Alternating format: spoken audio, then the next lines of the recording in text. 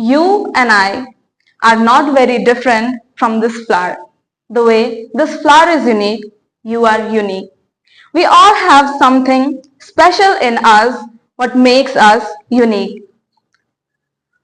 To the answer to that, what makes you beautiful is sometimes life has its cruel way to pick out your petal, break you into two and throw it in the trash.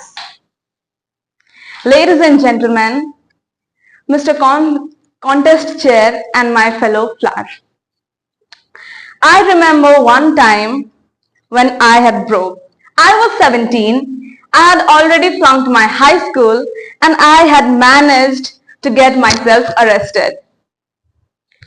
I was not afraid from cops, but there was one person I was very afraid of, and that was my mother. I was hearing she is screaming outside of police station. Even cops were afraid of her.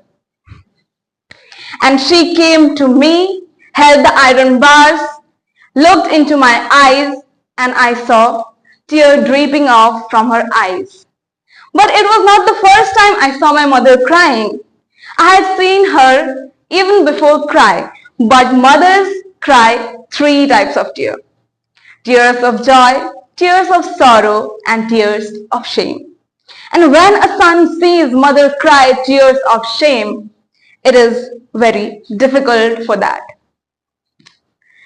So that day when I was going home, my father was waiting for me. I have a very cool dad. Raise your hand if you have a cool dad. Put them all together, you get my dad.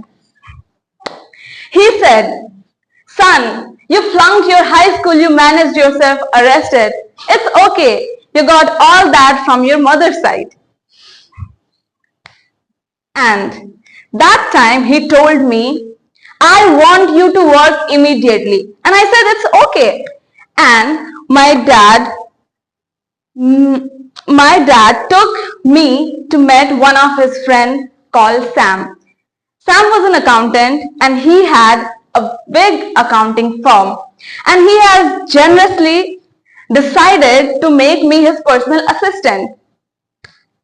Like, this man was little different. He looked like teddy bear. He looked into my eyes, I looked into his eyes, and he said, "Son, I see something in you, but I don't know what it is. If you decide to work with me, maybe I'll help you find that something." And I was like, wow, that's the first time in my life someone has ever told me they see something in me. And I decided to work with him. And every day after work, he used to tell me stories about world, culture, politics, society, and it was very interesting. It was very different from what I studied in school, and I enjoyed that. And after 1 year, I got back into high school, I cleared my exam, and I got into a college. And after completing my college, I got a very good, but not a job. And that time I was not able to think what to do. And I again went to my cool dad and I said, "Dad, I don't know what to do in my life." And he said, "You are just like your mother." And my dad introduced me to a strange club with a strange name and strange people talking. And the first day of meeting, they said you to do something called table meeting. And I aced it. And one man, when as soon as I finished speaking, I saw one man in the back row.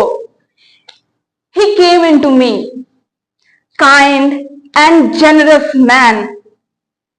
He looked into my eyes dead straight and said, "Son, I see something in you, but I don't know what it is. If you decide to come twice a month here, maybe we'll help you find that something." And ladies and gentlemen, I found out that I'm a dreamer. I love dreaming. And that led me to become a teacher. I know what it feels like to not have enough money in your bank account. I know what it feels like to have due bills upcoming. And sometimes in the middle of night, I wake up my beautiful wife and ask her, honey, why did you marry me? And she says, actually, I saw something in you, but I don't know what it is. And ladies and gentlemen, today I'm a dreamer, I'm a speaker, I'm a teacher, and I can say you that I have been broken multiple times in my life. I have been broken, I have been into pieces, but I had people in my life, they picked me up from the trash and they helped me to become one again. So I will say that if you have good people in your life, no matter how broke you are, no matter how pieces you have made of yourself, they will collect you, they will reach out to that trash and they will make you whole again. So ladies and gentlemen, I see something in you, but I don't know what it is. Thank you.